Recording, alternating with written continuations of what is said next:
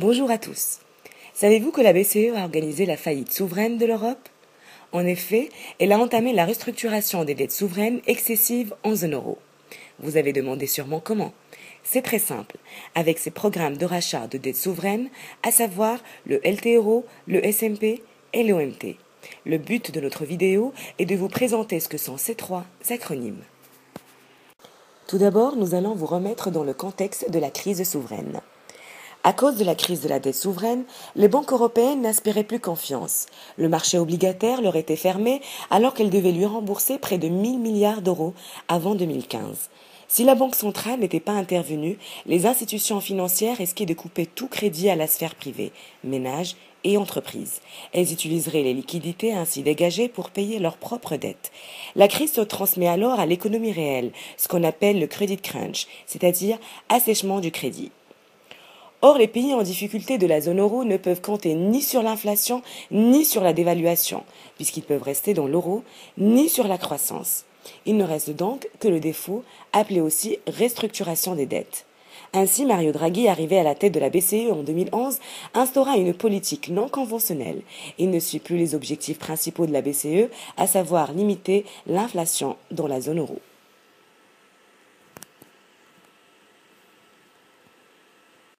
Un des premiers outils de cette politique est le LTRO. Ce dernier est une allocation de liquidité sur 3 ans prêtée aux banques par la BCE à 1%.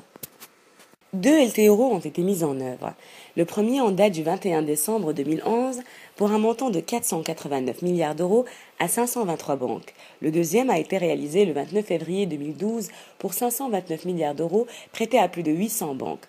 Cependant, pour évaluer le montant exact de liquidités injectées, il faut soustraire les montants déjà empruntés à la BCE.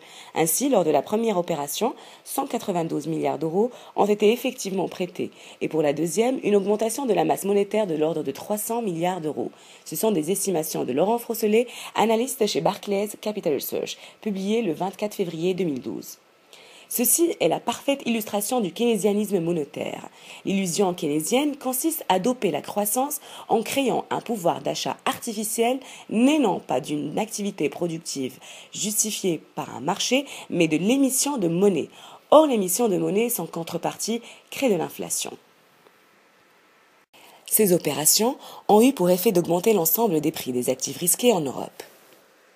Ce graphique représente le prix de l'indice Eurostoxx 50 à partir de décembre 2011. On constate une augmentation d'environ 5% dans les jours suivant le premier LTRO, puis une croissance pendant 3 mois. Cet écran Bloomberg représente le taux de l'obligation italienne à 10 ans. Comme vous pouvez le constater, le taux a commencé à diminuer courant janvier 2012, quelques jours après le premier LTRO. Ce taux passe de plus de 60% à 40% en un mois. Les LTRO ont de plus permis de réduire de façon significative et durable le spread Euribor-OIS. Ce dernier avait atteint un niveau comparable à celui de la crise des subprimes, environ 80 points de base contre 5 points de base avant 2007. Cet écart témoignait de l'importance des primes de liquidité et des primes de risque sur le marché interbancaire. Sur ce graphique, les lignes rouges nous indiquent les dates des deux LTRO. La chute du spread interbancaire semble confirmer l'efficacité de cette mesure pour la relance du marché interbancaire en euros. De plus, la BCE a réduit à 0% la rémunération des dépôts au jour le jour le 5 juillet 2012. Elle encourage ainsi les banques européennes à convertir leurs liquidités reçues lors des deux opérations de refinancement en crédit aux entreprises et aux ménages plutôt que de les conserver sous forme de dépôts auprès de la Banque centrale. Ce tableau nous indique que le montant des LTRO espagnols et italiens ont permis l'achat d'obligations qui a induit la baisse des taux précédemment cités. Le deuxième outil de cette politique non conventionnelle de la BCE est le SMP. Ce dernier est un programme d'achat d'obligations souveraines sur le marché secondaire, temporaire et limité. Le SMP a été lancé en mai 2010 pour aider la Grèce, puis d'autres pays membres, et cela pour un total de plus de 210 milliards d'euros. Le SMP est stérilisé. La BCE ne fait pas tourner la planche à billets pour ses achats. Chaque semaine, la Banque centrale récupère l'argent injecté par ses achats en positionnant le même montant auprès des banques via une procédure d'emprunt. La BCE emprunte aux banques le montant du SMP. Cela veut dire qu'officiellement, la BCE va reprendre d'une main ce qu'elle donne de l'autre. Ainsi, toute la monnaie de la Banque centrale émise pour acheter des dettes périphériques de la zone euro sera reprise pour que la masse monétaire ne progresse pas. Le SMP avait rapidement fait l'objet d'une controverse animée entre autres par le président de la Bundesbank de l'époque, Axel Weber, ce qui a contribué à lui faire rapidement de sa crédibilité aux yeux des marchés. Les effets de telles mesures ont été faiblement efficaces, pas de conditionnalité des programmes d'achat à une discipline budgétaire et fiscale des États secourus, programmes limités en montant et dans le temps, donc insuffisants pour enrayer la spéculation des marchés. Les impacts positifs de ce programme sont visibles sur les taux à long terme de la zone euro. Nous allons présenter par la suite les rendements des emprunts d'État italiens et espagnols à 5 ans. À l'exception du Portugal et de la Grèce, on a assisté à un retournement rapide de taux d'intérêt dans les pays situés à la périphérie de la zone euro. Ainsi, le rendement de l'emprunt d'État italien à 5% qui culminait à 6% est revenu à 4%, ce qui représente une détente. Même constat en Espagne où les emprunts d'État à 5 ans ont fortement diminué. Le dernier outil de cette politique non conventionnelle est l'OMT. Ce dernier, tout comme le SMP, est un programme d'achat d'obligations souveraines de court terme sur le marché secondaire. Cependant, celui-ci est de nature illimitée, c'est-à-dire que la BCE ne se fixe pas de limite quant au nombre de pays aidés et sur le montant prêté. L'OMT a été mise en place le 6 septembre 2012, en même temps que le SMP a été suspendu. Son but, tout comme son prédécesseur, est de réduire les coûts d'emprunt avec stérilisation, mais de manière plus efficace. Comment fonctionne-t-il? La BCE, via les banques centrales nationales, achètera des obligations de certains pays membres pour faire baisser leur taux d'intérêt. Elle interviendra autant que nécessaire en tenant compte d'un ensemble de critères. Taux, prime de risque, volatilité, CDS, etc. sont dévoilés les niveaux visés. Ces achats se feront auprès des investisseurs et non des États. Quels sont les pays concernés? Tout pays de la zone euro qui demande et bénéficie d'une aide des Européens pourra profiter du dispositif. Sont aussi concernés les États qui bénéficient actuellement d'un programme d'ajustement économique, mais seulement lorsqu'ils reviendront sur les marchés. L'OMT sera-t-il plus efficace?